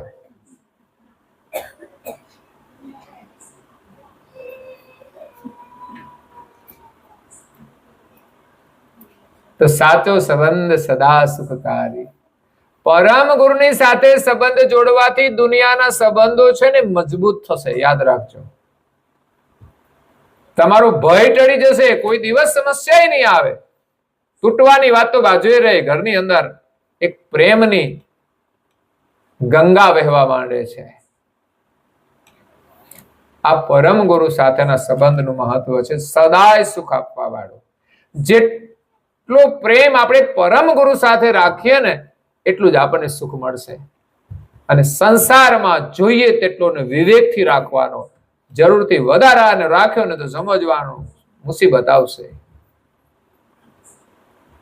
અત્યંત વિશ્વાસ, અંધવિશ્વાસ, પ્રેમનો અતિરેક એ જ માણસને દુખી કરે છે. તન મન ધન ગુરુ પર વારી. જો સાચો સંબંધ સુખ આપવા વાળો છે તો તમારું તન, મન અને ધન ત્રણેય વસ્તુ ગુરુના શરણમાં અર્પણ કરી દો. સાચો સંબંધ એમ જ નથી નિભાવાતો. સંસારમાં જો લોકો એકબીજાને સમર્પિત રહે ને તો એ સંબંધ રહે છે, પણ છતાંય છૂટી જવાના છે. ઉંમર થાય ને પછી કોઈને ગમતા, બાકી બધું ગમે લ્યો. નાના છોકરાને રમાડવા ગમે છે પણ વૃદ્ધોને સાચવવા ગમતા, એની સાથે કોઈ વાત કરવા નથી માંગતા. એટલે જીવનમાં એવો અભ્યાસ કરી લો કે વૃદ્ધાવસ્થા બધાના જીવનમાં આવવાની છે અને કોઈ આપણી હારે વાત કરવાના નથી. એટલે મૌન રહેતા શીખી જાઓ, એકલા રહેતા શીખી જાઓ. પણ લોકોને તો એકાબીજા વગર ચાલતું જ નથી. અને પછી ના બોલાવે ત્યારે દુઃખ થાય છે. શું જરૂર છે બોલાવાની ભાઈ આપણને? પણ ગમે નહીં, કંટાળો આવતો હોય, કોઈ વાત ના કરે તો પ્રસન્નતા તો આવે એકબીજાને. અને ઘરના સભ્યને તો પ્રેમથી જરૂર પૂરતું તો બોલવું જ જોઈએ. એની તબિયત પૂછવી જોઈએ, એના ભોજનની પૂછવું જોઈએ, એમની જરૂરિયાત પૂછવી જોઈએ, એને કઈ તકલીફ હોય, બીમારી હોય તો પૂછવું જોઈએ. આટલી તો સંભાળ લેવી જ જોઈએ. એટલે સાચો સંબંધ સદા સુખકારી, તન મન ધન ગુરુ પરવારી. આપણને મળેલું તન એ પરમેશ્વરે આપેલું છે, તો ગુરુની સેવામાં કે ગુરુની આજ્ઞા અનુસાર જો આપણે આ શરીરનો ઉપયોગ કરીશું તો જ આ શરીર સુખ આપશે. શરીર સ્વસ્થ રહેશે, સેવા કરવાથી શરીર સ્વસ્થ રહેશે. ગુરુની સેવામાં આપણું તન જોડવાનું છે. આપણા ઘરની અંદર પણ આ શરીર તો કામ કરે જ છે ને, પણ એમાં સેવા ભાવથી કરીએ તો કઈ વાંધો ખરો? પણ ના, એ એટલું કરે તો હું આટલું કરું, એવું નહીં. બે પરિવાર જયારે સાથે રહેતા હોય ને ત્યારે કામની વહેંચણી હોય છે. એકાબીજાનું કામ ના કરે. આપણે જે કામ કરવાનું છે, જે થાય એટલું કરવાનું છે અને સેવા ભાવથી કરવાનું છે. અને આ કામ બધું મારું જ છે. બીજી વ્યક્તિ આવે ને તો એને એમ થવું જોઈએ કે ના, લાવો હું કરીશ, બસ આ ભાવના હોવી જોઈએ. પણ આ તો કામ માટે લડતા હોય, આટલું અમારું, આટલું મારું. લોકો જુદા ના થયા હોય પણ આમ જુદા રહેતા હોય ત્યાંથી જુદું પાડી દે કે ના ખાતામાં જુદું જુદું જ નાખી દે. એવું નહીં કે આપણે જુદા થઈએ ત્યારે આપણી જેટલી મિલકત હોય બધી ભેગી કરીને આપણે વેચીને લઈએ. ગમે તેટલી સ્વાર્થ વૃત્તિ રાખીશું, કઈ સુખ મળવાનું નથી. જરૂરિયાતમાં સુખ છે, વધારાનું કેટલું પણ હોય, જો સારા કામમાં વાપરતા આવડે ને તો પાછું સુખ મળે.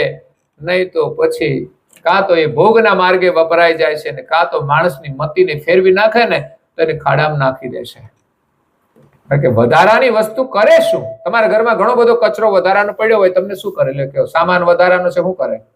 એ માળિયા ઉપર ચડાવવાનો અને 12 મહિને દિવાળીએ પાછો ઉતારીને સાફ કરીને મૂકી દેવાનો.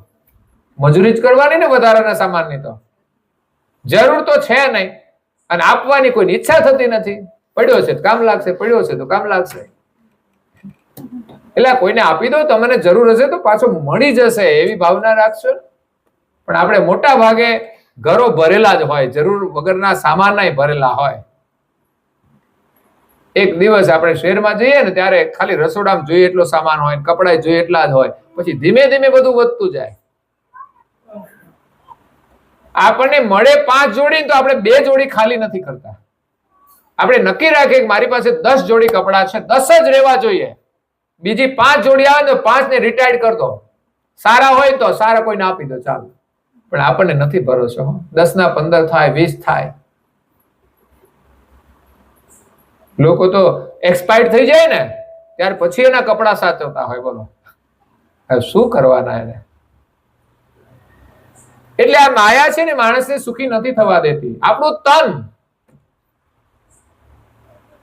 સેવા કરવાથી સ્વસ્થ તો રહે છે, પણ સાથે સાથે પવિત્ર પણ બને છે.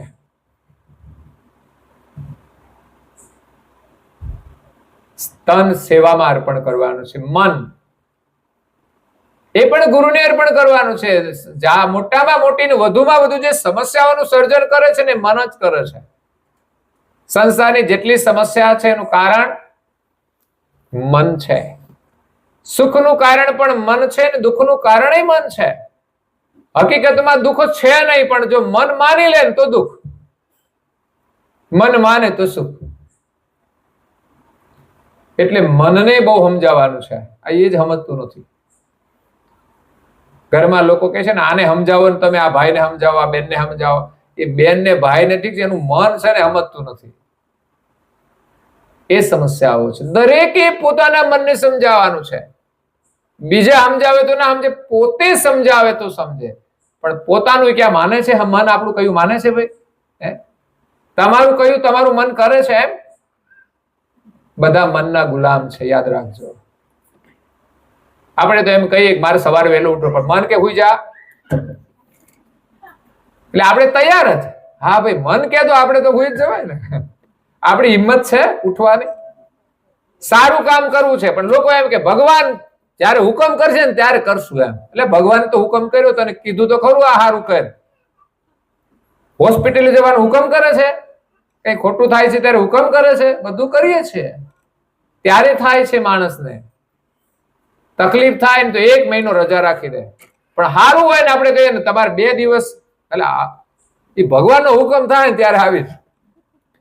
ભગવાનનો હુકમ થાય ત્યારે તું નહીં કર, પણ તું હોસ્પિટલ ભેગો થાઈશ, કાં તો ગમે ત્યાં ફસાઈ જઈશ.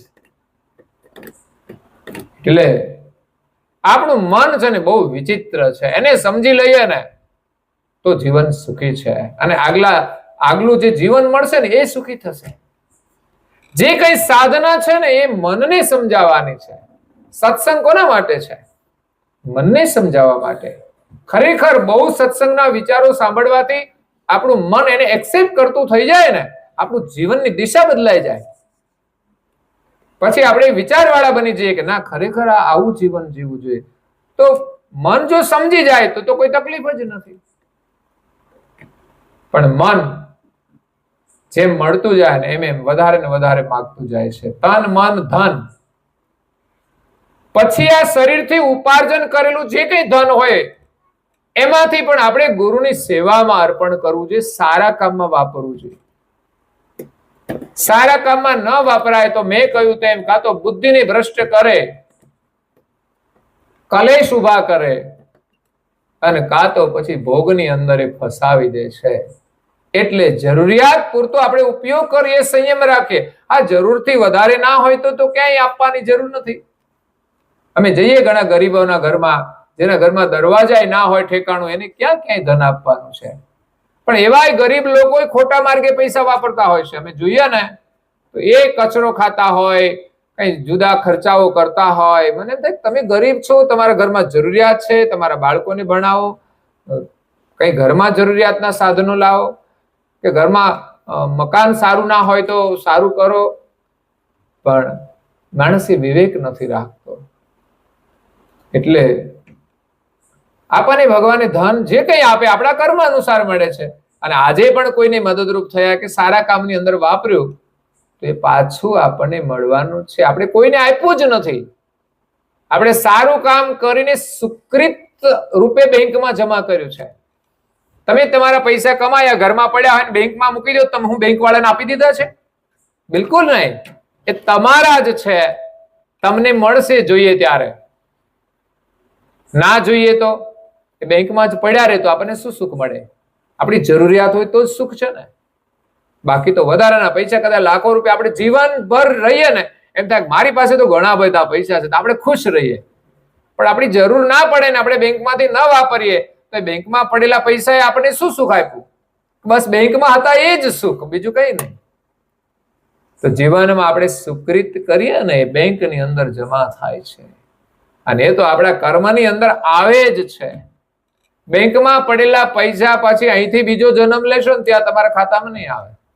યાદ રાખજો. તમને તમારા ખાતામાં તો તમને મળવા ના જોઈએ, પણ પૂરું થઈ ગયું. તમારે વાપરવા જોઈતા હતા ને બીજી જગ્યાએ, જો તમારે જોઈતા હોય તો અહીંયા તમે સત્કર્મની અંદર વાપરો તો જ બીજા જન્મમાં ટ્રાન્સફર થાય છે. આ જન્મમાં તો તમારું નામ શું હતું ભાઈ? તો એ નામે હતા ને બેંકમાં. તો બીજે જાઓ તો તમે એનું એ નામ રાખશો ખરા? તો પછી તમારા નામે કેવી રીતે આવે એ બેંકમાંથી? કોઈના તમારા ઘરના સભ્યના ખાતામાં નથી જતા, જેના ખાતામાં હોય એના જ ખાતામાં રહેતા હોય છે. એ તો એ સહી કરે તો જ મળે. તો અહીં સહી કરવા વાળા તો જતો રહ્યો, તો એના ખાતામાંથી બીજા જન્મમાં તો જતા જ નથી. પાછળ વાળાને મળે. એ કઈ બેંક વાળા લઈ જતા નથી. જેનો રાઈટ હોય એને મળી જાય છે. એટલે આ જીવનની અંદર આપણે શું કરવું જોઈએ એના માટે નાણદાજી મહારાજ આ ગુરુ મહિમાની અંદર સ્પષ્ટ કહ્યું છે કે સાચો સંબંધ સદા સુખકારી, તન મન ધન ગુરુ પરવારી. આપણું તન મન અને ધન ત્રણેય ગુરુને અર્પણ કરવાનો મતલબ એવું નથી કે ગુરુ મહારાજને આમાંથી કઈ વસ્તુ જોઈતી નથી. આગળની ચોપાઈ એમ કે છે મિથ્યાપદ દેતા મહાપદ પાવે. આપણે જે આપીએ છીએ એ કઈ સત્ય છે?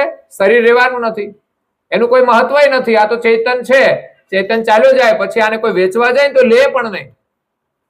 હા, એક રાજા હતો, એમણે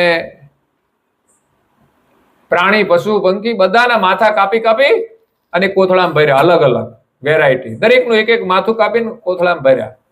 અને પછી એક માણસને મોકલ્યો કે જાઓ બજારમાં જઈને વેચી આવો.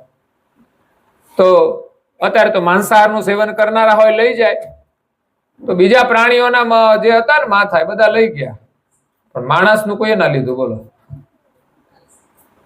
માણસનું મસ્તક કોઈ ના લીધું. એટલે આ શરીરનું કોઈ મૂલ્ય નથી. પછી એમ કહેવામાં આવ્યું કે ભાઈ કઈ નહીં, કોઈ ને તમે છે ને મફતમાં આપી દેજો. પછી રાઉન્ડ માર્યો, મફતમાં, પણ મફતમાં કોઈએ ના લીધું. પૈસા તો એના કોણ આપે? બીજાના બધાના પૈસા આવ્યા, તો મફતમાં ના લીધું. પછી કે જાઓ વધારાના પૈસા આપજો, પણ તોય કોઈ લેવા તૈયાર નથી. આને કરે શું? એટલે ભગવાને આપણને જીવન ઉત્તમ આપ્યું છે. એ બધી જ વસ્તુ મિથ્યા છે. જો યોગ્ય ઉપયોગ કરી એટલું જ લાભ છે. એ મિથ્યા વસ્તુ ભગવાનને તો જોઈતી નથી. આ તો ભગવાનનું તો બનાવેલું છે, ભગવાનને શું કરવાનું? પણ ભગવાન એમ કહે છે કે તમે અર્પણ કરીને એનો અહંકાર છોડી દો. આ શરીર અર્પણ કરીએ તો શરીરનો અહંકાર છૂટી જાય, શરીર અર્પણ કરીએ તો શરીરનો મોહ છૂટી જાય. તમે સેવા કરશો ને તમારા શરીરનો મોહ નહીં રહે તમને. અગર તો હશે ને તો તમે ભૂલી જશો શરીરને. એ સેવાનો ગુણ છે. એટલે આ શરીર અર્પણ કરવાનું છે. મન અર્પણ કરીએ તો મનની વાસનાઓ દૂર થઈ જાય, મહત્વાકાંક્ષાઓ દૂર થઈ જાય. અને ધન અર્પણ કરીએ તો ધનનો પણ મોહ છે, એનો પણ લોભ છે. લોભ જ માણસને પાપ કરાવે છે. એટલે થોડું સારા કાર્યમાં વાપરતા રહીએ તો આપણામાં થોડી ઉદારતા પણ રહે. અને આપણે આપણા કુટુંબોમાં પણ જેની જરૂરિયાત હોય આપણને ભગવાને આપ્યું હોય વધારે, તો આપણે એકબીજાને જરૂર સમયે મદદ, એમ નહીં કે લોકોને મફતનું આપી દઈએ તો લોકો કોઈ કામ ના કરે. પણ એવી પરિસ્થિતિ હોય, એ કામ કરતા હોય અને સમસ્યા આવી પડી હોય, અચાનક દવાખાનું આવી ગયું હોય, તો આપણને ભગવાન આપ્યું હોય તો આપણે હેલ્પ કરવી જોઈએ, એ પુણ્ય કરવું જોઈએ. એટલે ગુરુના ચરણમાં તન મન ધન આપણે અર્પણ કરવાથી જે મિથ્યા વસ્તુ છે એ તમારે આપી દેવાની, જેનું કોઈ મૂલ્ય જ નથી. આપણા મનનું કોઈ મૂલ્ય. જો સંસારના જ વિષયો વિચારો કરીએ ને તો આ મનનું કોઈ મૂલ્ય નથી અને આ શરીરનું કોઈ મૂલ્ય નથી. પરંતુ એ બંનેનો જો આપણે ઉત્તમ વિચાર કરીએ ને આ શરીર દ્વારા ઉત્તમ કાર્ય કરીએ તો એનો સદુપયોગ થઈ જાય છે, અમૂલ્ય બની જાય છે. અને ધન તો નશ્વર છે જ, આપણે જોઈએ છે. ધનથી જીવન નથી. જીવન છે તો આપણે જીવીએ છીએ. ધન તો કોઈની પાસે બિલકુલ ઓછું હોય છે, બિલકુલ ઓછું. આજનું કમાઈને આજનું જ ખાતા હોય. હું તો ઘણીવાર ફૂટપાથ ઉપર લોકો બેઠા હોય ને એનો જોઈને વિચાર કરું. એ 4 વસ્તુ લઈને બેઠા હોય આખો દિવસ. કેટલા ગ્રાહક આવતા હશે અને નાની નાની વસ્તુમાં કેટલો નફો હશે. સામાન્ય વસ્તુ હોય, નોંધ કરીએ તો. આજે મેં મોડાસા ગયા હતા, ત્યાં દેવરાજ ધામ છે, દેવાયત પંડિતની સમાધિ છે. તો ત્યાં આજે બીજ હોય અને પૂનમે લોકો વધારે સંખ્યામાં આવતા હોય છે બહુ. તો જ્યાં લોકો આવે ત્યાં એક મેળા જેવું થઈ જાય. પછી ફાગવેલ હોય કે ડાકોર હોય કે અંબાજી હોય, એમાં અહીંયા પછી રોડની 2 બાજુ બધા લોકો બેસી ગયા હોય. તો નાના નાના લોકો, યુવાન દીકરા દીકરીઓ, એ બધી નાની નાની વસ્તુઓ ક્યારે વેચવા આવતા હશે? એની ઘરની પરિસ્થિતિ એવી છે ત્યારે ને. તો આપણને એમ થાય કે આમાંથી તો એક દિવસનું માંડ કદાચ એનું ચાલે એટલું મળે. તો એવી પરિસ્થિતિ છે કે આજનું લઈને આજે ખાવા વાળા હોય. તો એ પણ જીવે છે એમ. તો આપણી પાસે તો ઘણું બધું હોય, તો ભગવાનમાં આપણને વિશ્વાસ હોવો જોઈએ કે આપણે કોઈ ચિંતા કરવાની જરૂર નથી. તો આ શરીર તન મન ધન જો ગુરુ મહારાજના ચરણમાં અર્પણ થઈ જશે તો આ શરીર તો બધું છૂટી જવાનું છે, ધને છૂટી જાય, પણ એના બદલામાં જો સારું કામ કરશું ને તો એના બદલામાં મહાપદની પ્રાપ્તિ થઈ જશે. વિચાર કરો, મહાપદ એ આવી નશ્વર ચીજો આપી દઈએ તોય કઈ મળી નથી જતું, પણ એનો સદુપયોગ કરીએ આપણે.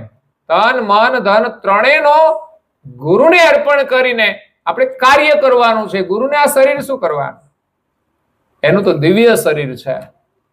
આપણા મનને એને શું કરવાનું? કચરો ભરેલું મન છે ને આપણું, તો અર્પણ કેવું કરવાનું? તો કે મેલું મન જ અર્પણ કરવાનું અને શુદ્ધ બનાવવાનું. અને ધન છે એ આપણે ઉપાર્જન કર્યું છે, એમાં બધું જ હકનું હોય કદાચ એવું ન પણ બની શકે.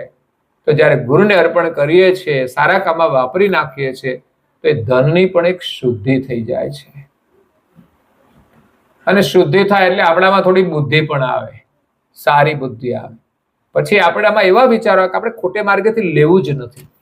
ધર્મ કાર્યમાં ધન વાપરવાથી આપણી બુદ્ધિની શુદ્ધિ થાય ને, એટલે પછી નવું ધન જે ઉપાર્જન કરીને આપણે ક્યાંયથી ખોટું નહીં લઈએ, શું જરૂર છે? એટલે નારદાજી મહારાજ શ્રી અહીંયા ગુરુ મહિમાનું વર્ણન કરે છે. વિશેષ આપણે સવારે કથા શ્રવણ કરીશું. સમય થઈ જાય છે, બહુ હાર્ડ પડે થોડી કથાઓ, પણ ક્યારેક સાંભળવાની હોય ને પછી તો દુનિયાની વાતો તો કરવાની જ છે. અત્યારથી પાછી શરૂ થઈ જાય. આમાં ક્યાં આપણે અભ્યાસ જ થઈ ગયો છે ને આપણને.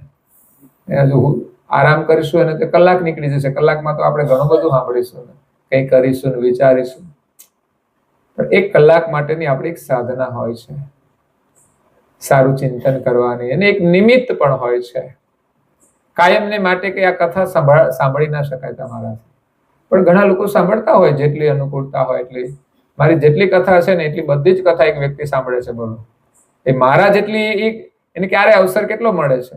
હું જેટલી કથા કરું, એક વર્ષ માટે એ કઈ કામમાં હતા અને નહોતી સાંભળી, ફરી પાછા એ કામમાંથી છૂટ્યા, ફરી પાછી જ્યાંથી બાકી હતી ને ત્યાંથી પાછી સાંભળવાનું ચાલુ કરી, બધી પાછું ભેગા થઈ ગયા. તો એ વિચારોનું સંકલન કેટલું બધું થાય. વિચાર, સારા વિચારોનું સંકલન. પૈસાનું ભેગા કરવા એના કરતા સારા વિચારો ભેગા કરો, તમે જીવનમાં સુખી થઈ જશો. સારા વિચારો જ્યાંથી મળે ત્યાંથી છૂટ લેવાની, એ તો આપણા હાથની વાત છે. કોઈના સારા વિચારો તમે લઈ લો એમ નહીં કહી શકે ના મારા વિચારો તું ના લેતો, કારણ કે સારા વિચાર વાળો માણસ પણ વેચે જ છે. એની ઈચ્છા છે કે બધા સારા વિચારો ગ્રહણ કરે. તો માણસ સુખી છે ને સારા વિચારોથી છે.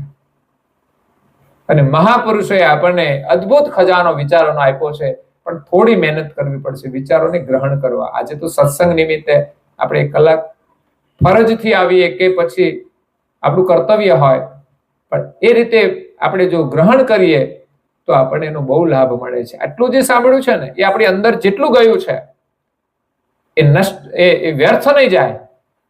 તત્કાલ આપણે કદાચ બધું ગ્રહણ ના કરી શકીએ, પણ તમે ઘરમાં બધું લાવો તો તરત બધું ઉપયોગ કરો એવું જરૂરી નથી. એ ઘરમાં લાવ્યા છો તો જ્યારે જરૂર પડે ત્યારે ઉપયોગ કરો છો. એ જ ન્યાયે આપણને મળેલા વિચારો 1 કલાક કે પછી જ્યારે મેળવેલા હોય એ બધા જ સ્ટોરેજમાં પડ્યા હોય છે. યાદ રાખજો, વિચારો આપણી અંદર આવ્યા એ આપણા થઈ ગયા છે. પછી આપણે જ્યારે જરૂર પડે, સંસારમાં કઈ બધે કાયમ તો સુખ નથી હોતું ને, ત્યારે આ પટારો ખુલે છે. અવકાશ મળે ત્યારે આપણે વિચારીએ કે આપણે જે સાંભળ્યું હોય ને એ આપણને હેલ્પ કરતું હોય છે. તો આજે કૈવલધામ વાસી શંકર દાદાની પાવન સ્મૃતિમાં આમ તો ભગવાન મહાદેવનું નામ છે, જૂના નામો બહુ સારા છે બધા. પરમ ગુરુના ખૂબ આશીર્વાદ છે કે એમના દીકરા તો કેવું નામ છે, ભનુભાઈ, એ તો નથી. એમના પેલા જો જીવનની કેવી પરિસ્થિતિ છે ખબર નથી હોતી, કોને ક્યારે જવાનું છે, તો એમને પહેલા જવાનું થયું. અને દાદા અત્યાર સુધી રહ્યા, એનું જીવન લઈને આવ્યા અને હવે વારસા બધાને આપીને ગયા છે. પરમ ગુરુના જ્ઞાનના સંસ્કાર. હું તો કહું છું આપણે બધા જાગૃત બનીએ પરિવારોની અંદર. આપણો ધર્મ છે એમાં જાગૃતિ લાવો કે પરમ ગુરુએ આપણે આપ્યું છે શું ને આપણે બધું કરવું જ જોઈએ. અને એના માટે વધારે પ્રયાસ કરો કે પરિવારોની અંદર બધા જ જાગૃત બને. એકાદ જાગૃત હોય તો બધા જાગૃત બનો. સારું કાર્ય કરવા બધા જોડાવ. હા, સંસારની વાતો કોઈની ઈચ્છા ના હોય તો કરે ના કરે કઈ વાંધો નથી, પણ ધર્મ કાર્યની અંદર બધા સંમિલિત થાઓ. અઠવાડિયામાં 1 વાર ગ્રંથનું વાંચન કરો, પરમ ગુરુનો ખજાનો છે લેવા જેવો. આજે નહીં તો ભવિષ્યમાં આ જરૂર પડશે જ, તો આજે કેમ ના લઈએ? અને આ બધી વસ્તુ છે ને એ આજે ગમે તેટલી કરશું પછી તો કામ લાગવાની જ નથી. અને આજે જે આ કરીશું ને એ ગમે ત્યારે આપણને ઉપયોગી થશે. એટલે પરિવાર સાથે બેસીને ઉપાસના અઠવાડિયામાં એકવાર કરો. મતલબ કે ભગવાનની ઉપાસના અઠવાડિયે એકવાર કરવાની નહીં. ઉપાસના તો ઘરમાં કાયમ કરતા જ હોય, દીવા, પૂજા, આરતી કોઈ પણ અઠવાડિયામાં એકવાર પરિવારના બધા સભ્યો સાથે બેસીને કરવાનું આયોજન કરો. રજા હોય, અનુકૂળતા હોય તો એક અદ્ભુત પરિવારનું નિર્માણ થશે અને સંસ્કારનું નિર્માણ થશે અને ભાવિ પેઢીની અંદર એ સંસ્કાર આવશે. નહીં તો ભાવિ પેઢી છે ને મોબાઈલમાં હવે ઘૂસી જાય ને તો બહાર નહીં નીકળે. કારણ કે જૂના વૃદ્ધ લોકો ઘૂસી ગયા છે ને તો એ બહાર નથી નીકળી શકતા એમાંથી. એને પછી માયા લાગી જાય ને તો એને મંદિરમાં રસ નથી પડતો. બોલો, આ માયા એવી છે ને. એટલે જેટલું આપણે પ્રગટ કરીશું ને કાર્ય, એટલો પ્રભાવ આપણા દરેકના જીવનમાં રહેશે અને બધાને લાભ થશે. તો આ સાથે અહીંયા સમય આપણો પૂરો થાય છે તો કથાને વિરામ આપીએ. અસ્તુ. સત કૈવલ સાહેબ.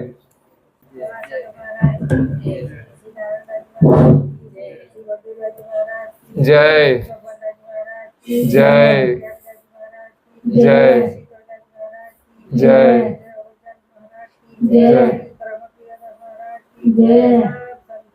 જય જય જય જય કથા સત્સંગ પૂર્ણ.